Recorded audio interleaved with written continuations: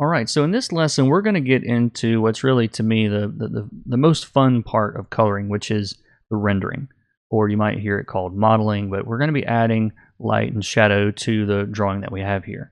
Now, there are as many ways to do this as there are artists, okay? So I don't want you guys to watch this lesson and think, oh, this guy's a pro and he's got it all figured out. This is the perfect way to do this and everyone should do it this way. That's not at all what I'm saying. I'm going to show you guys what I figured out that works best for me, that it works very efficiently and it gets good results. This is not the, end all be all of rendering options, So if you have a different way of painting or a different way of doing this, it's perfectly fine. There is no right or wrong when it comes to this.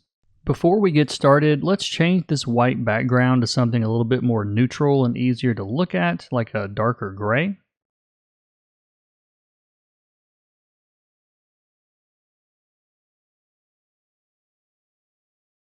And I'm also going to shift these colors around a bit. His skin looks a little bit flat, a little bit dead to me. So I'm going to add some saturation, make it a little bit darker. There's no magic trick to picking colors, at least just your flat colors. Get it in the ballpark and it's easy. The way that I'm going to show you guys to work today, we're not really going to do much with the base colors. We're going to keep these separate. We can always go back, even if we've added light and shadows and a bunch of stuff, we can always go back and change what color is underneath. And that can be a huge help when you're going into, editing drawings or you need to change something. The way that I work, if an editor comes back after I'm done and says, hey, I want this hoodie to be yellow, it won't affect any of what I'm going to do with my light and shadow. Now, up to this point, we have had our inks layer as our reference. We no longer need it to be reference. We actually need our flats to be the reference.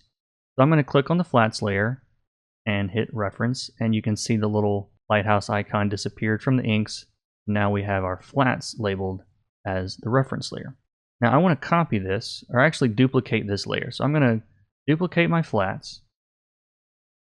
And does it duplicate the reference? Yes, it does. So I'm actually going to remove the reference from this new copy.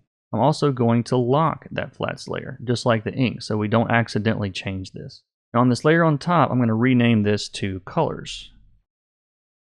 And that'll just let me separate the flats, which are not going to change, from these colors, which I might want to tweak later at some point.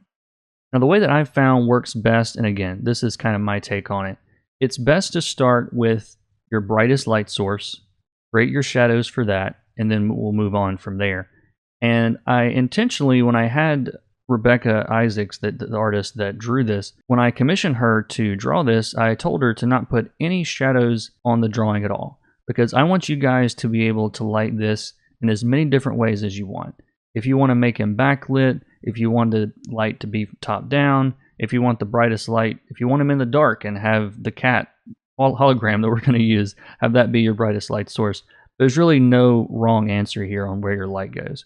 But to keep it interesting, we're going to use, at least for this lesson, I'm going to use kind of a top-down view because I want to get some shadows on his face and under here. And that's a little bit easier to understand too, especially if you're new to this. Now, in all the different types of rendering that there is, they really, to me, boil down to two main types. There's the methods that involve like using a lasso to create an area, say, of highlights here, and then grabbing a color and filling that in with another brush. And there's also just brushing, okay? Just adding your light into the, whatever's there with the brush. I want to keep this as flexible as possible so that I don't end up with baked in light and shadows in my colors. I want to be able to change these later. So I want to make a new layer. I'm going to click on this new raster layer, not the vector layer. And we can call this, let's call this shadows.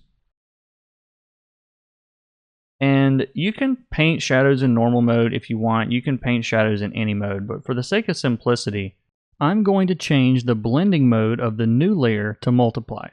If you aren't familiar with the blending modes, I'll briefly explain. So if I choose this kind of bright blue here in normal mode and paint, so I'm going to change the blending mode of the new layer to multiply. If you aren't familiar with blending modes, I'll briefly explain.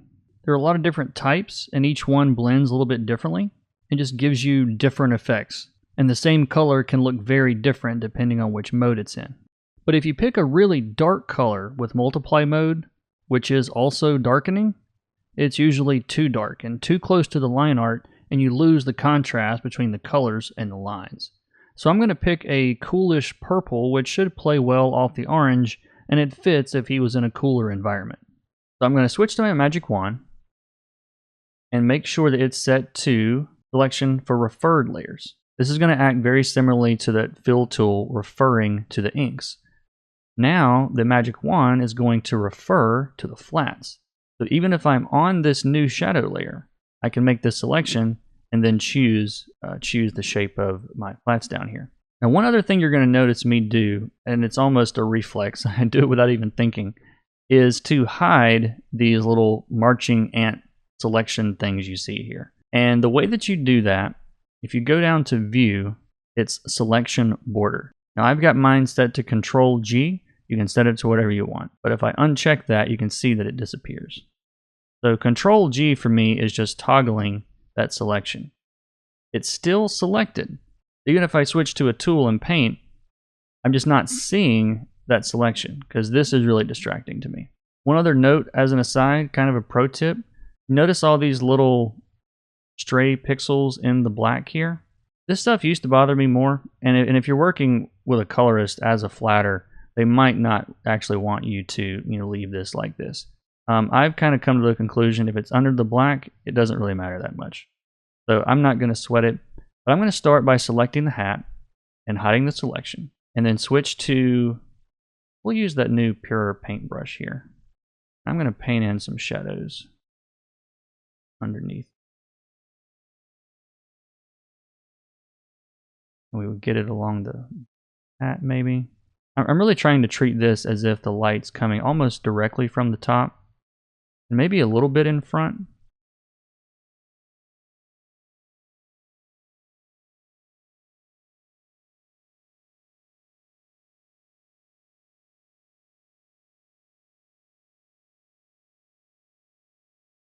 But by using that selection, I'm able to not worry about going outside the lines. I can paint all day and not worry about going outside the line. The other case that these reference layers come in handy, let's say that I want to draw in the shadow on his face from this brim of his hat with the lasso. If I wasn't using reference layers, I would have to be really careful and make sure that I stay here and maybe draw my shadow and then trace this around, and that would take forever. I'm still going to draw this out. I'm not going to worry about anything except the shape of this shadow on his face. Okay, something like that. Now if I switch to my magic wand, and I've got that intersect with selection check that I told you guys about earlier, I can now click on his skin, and it's going to shrink that selection down within the selection I've already made. This is hugely helpful. I'm going to actually add his eyebrows and eyes back to the selection with the lasso.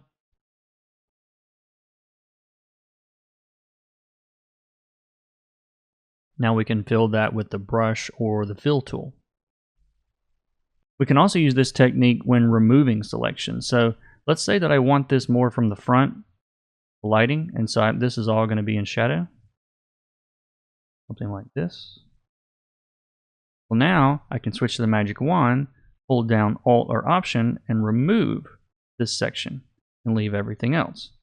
So in the next lesson, we'll finish out the rest of these shadows.